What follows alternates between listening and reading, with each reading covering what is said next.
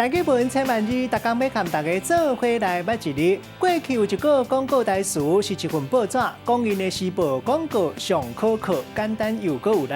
今仔日要甲大家小解这一日，咱同齐来看到，这就是讲广告的讲，他讲第二条，讲的意思就是看大意思，像讲所在正看，就有一个词，讲是广阔，若是形容空间面积或者是范围内容正大，咱讲是广大，或者是讲广大无边，也佫有神通广大。若是讲形容一个人高背正宽，咱讲伊是广高；若是讲一个人的知识正深，学问正饱，咱讲伊的知识广博。若即个鼻音读做广，像讲广东、广西，咱就惯势读鼻音。带大家做伙来小解这两个词。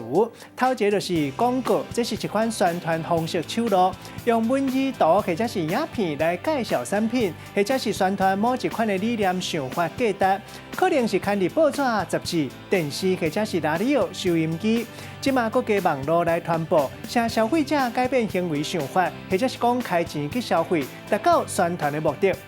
咱看到第二个词，读做推广，意思就是推行甲扩充。咱用一句话来举例，甲这两个词合做伙。